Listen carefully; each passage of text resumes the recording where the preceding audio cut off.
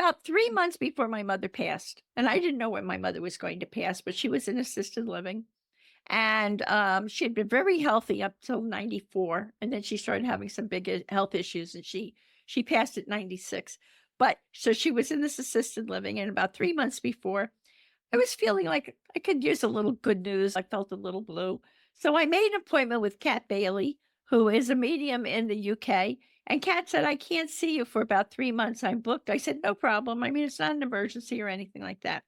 Just coincidentally, as they would say in the spiritual world, our appointment was May 5th, about, I don't know, I think it's 2 or 3 years ago since my mother passed. And so we had made the appointment. She was in the UK. I was in America. She wanted it to be 10:30 in the morning, my time. Okay. All of a sudden, I get a text message from her at 10:30 in the morning. I read, something just came up, and I can't keep our 10:30 appointment. Can you possibly see me 5:30 in the afternoon, your time? So I said, okay. Lo and behold, I get a call at 3:57 p.m. from my brother in Florida. Mom just passed. At 5:30, I had an appointment with a medium. My mother had always said to me, when I told my mother about spirituality, and she actually was with me once at a gallery and all, she always used to say, I hope you're right. I hope you're right. I hope you're right. And the other joke we always had was, she said, and if your father comes to get me, I'm not going. She didn't have a great marriage over there, so it used to be like a big funny joke. She said, I'll stay right here. I'm not going. So Kat gets on with me at 5:30. She doesn't know my mother just passed. She says to me, I have a female energy here. It feels like a mother energy. And she's saying, yay, I made it. Oh my God. That was my mother. And then my mother came through with, she talked about a pearl necklace she insisted that I take home before she closed down her house. She's talking about a pearl necklace that she gave you. And I'm told all the time that when we go to the other side, there's a huge party for us because we're home. They're all excited. They don't feel that, they just lost their bodies, but they're there. So my mother said, and there's a big party building for me over here. Oh my gosh, there's a girl I've seen who I knew her in kindergarten and she's here. That was all part of the transmission. I said, so Mom, who took you over? Because like the joke was, if my father took her, she wasn't going.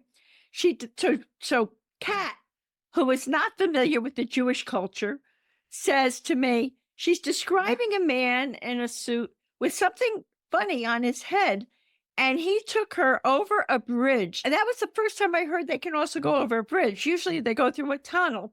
And Saul was waiting for my mother on the other side of the bridge, and he was helping put together the party. Her description of this man with something on his head with the suit, she was describing my maternal grandfather, who was an Orthodox Jew, and he wore a yarmulke, a skull cap on his head. So now my family, we bury my mother, as is the tradition, and everybody is like sad, and I'm happy.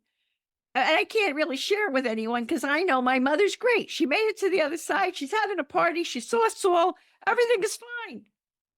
And so even though on the earth plane, I miss her, and I think about her, and I talk to her, and I look at their pictures, and I even talk to her through the pendulum, she is fine. And then I asked her, the kicker was, so Mom, have you seen Dad? She said, I'm not ready yet. He's in a different place than where I am. The other thing that I've learned is that we go to the other side according to our vibration. It's not hell.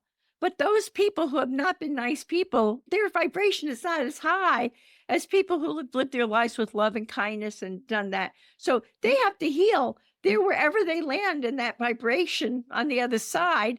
So my father was on a lower vibration than my mother, as she was taking her good time to go down and chitty chat with my father because she was enjoying herself with her party and everything else that was going on. And I'm sure that they have reconciled and done their thing now because there's so much healing that goes on the other side.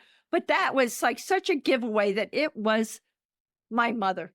I mean, absolutely was my mother. Kat had no idea that my parents ever had marital issues or anything like that. So that's how you really know that it's real. The soul does not die. And sometimes people come into a body, as I've learned, for a very short period of time for some reason for their soul growth or the soul growth of the person that it's happening to. Even though it's devastating, there's often a reason for it. For instance, Christian Sundberg tells the story about how he took all his courage because as souls, we come into these bodies and we're constricted. We're everywhere. We can go everywhere. We're very expansive on the other side. Now we constrict a piece of our soul to go into this body to have this human experience. And he was in the womb of his mother and he got, quote, close quote, cold feet. And he decided he didn't like being so constricted, and he pulled out of the womb and caused the miscarriage. And when he got to the other side, he got a life review where he felt what he did, how his mother felt about that and how she struggled with that. And then he came back into another woman's body and chose to continue his lifetime. And so I've learned so many fascinating things about the soul doesn't die. We continue on. And that if you can heal and learn these things, you drop your backpack. For me, for instance, with all I went through with my mother, I would have, in other cases, been so devastated, but I had healed my stuff with her. I had no more regrets with her. I was able to tell her for the 25 years before when we had our relationship after my father passed and Saul had passed, we became widows together.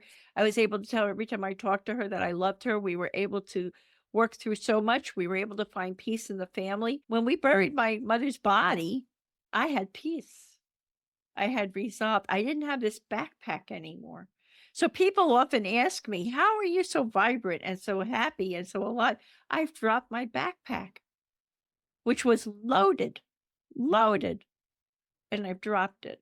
And now I'm able to bring hope that healing can help people. That's why every single interview I ask, the last two questions I ask every single person is, why should you heal in this lifetime? What is the purpose? Why should people go through all the pain of confronting their stuff to heal? And the last question I ask is, and what's your tip for finding joy in life? Because a lot of people feel that if they've had this backpack full of stuff and they've struggled and the trauma, that they can never have joy again. And that is not true.